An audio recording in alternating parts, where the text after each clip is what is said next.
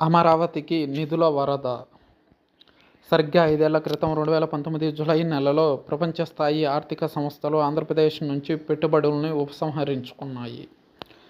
2019లో ఏపీలో అధికారంలోకి వచ్చిన వైఎస్ఆర్సీపీ ప్రభుత్వ ప్రాధాన్యతలు, కేంద్రం ఆలోచనల నేపథ్యంలో అనూహ్య పరిణామాలు చోటు చేసుకున్నాయి. 2014-18 మధ్య ఏపీలో ఎన్డీఏ కూటమి ప్రభుత్వం అధికారంలో ఉంది. కేంద్రంలోని ఎన్డీఏ ప్రభుత్వంలో టీడీపీ భాగస్వామిగా ఉంది. ప్రధాని నరేంద్ర మోదీ స్వయంగా అమరావతి నిర్మాణానికి శంకుస్థాపన చేశారు.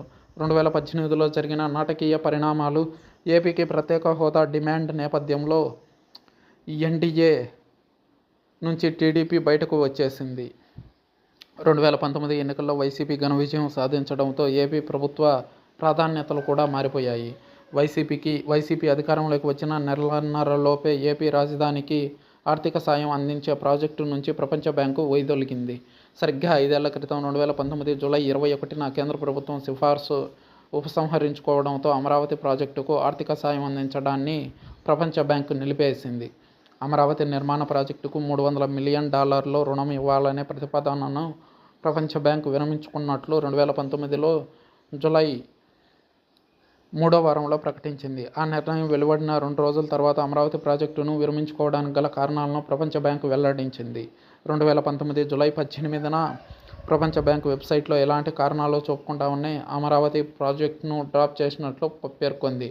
Amaravati sustainable infrastructure and institutional development project మొత్తం ప్రాజెక్టు వ్యయం $715 మిలియన్ లో $300 మిలియన్ ఆర్థిక సాయం అందించడానికి ముందుకు ప్రపంచ బ్యాంకు వచ్చింది. మిగిలిన మొత్తాన్ని ఆసియన్ ఇన్ఫ్రాస్ట్రక్చర్ ఇన్వెస్ట్మెంట్ బ్యాంకు రుణంగా ఇచ్చేందుకు అంగీకరించింది. వైసీపీ అధికారంలోకి రాగానే ప్రతిపాదిత అమరావతి సస్టైనబుల్ ఇన్ఫ్రాస్ట్రక్చర్ మరియు ఇన్స్టిట్యూషనల్ డెవలప్మెంట్ ప్రాజెక్టుకి ఫైనాన్సింగ్ కోసం ప్రపంచ బ్యాంకుకు చేసిన అభ్యర్థనను 2019 జూలై 15న భారత ప్రభుత్వం ఉపసంహరించుకుంది.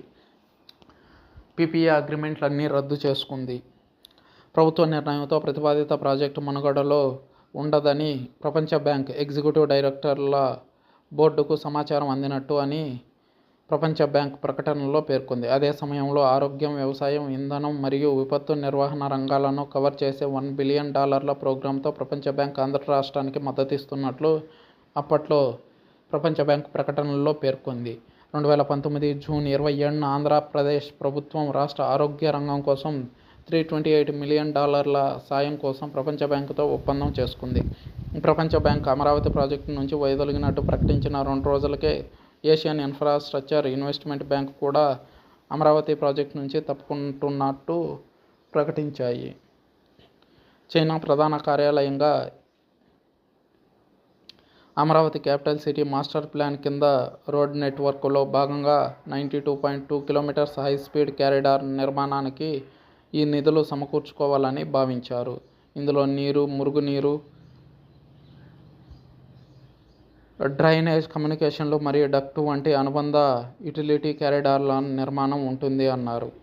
5 ఏళ్ల క్రితం అమరావతి ప్రాజెక్టు నుంచి కేంద్రం ఉపసంహరించుకోవడం ఏపీ బ్రాండ్ను తీవ్రంగా దెబ్బతీసింది. రుణాలిచ్చే సంస్థలు, పెట్టుబడిదారుల్లో విశ్వాసం కోల్పోవడానికి ఇదే ప్రధాన కారణమైంది.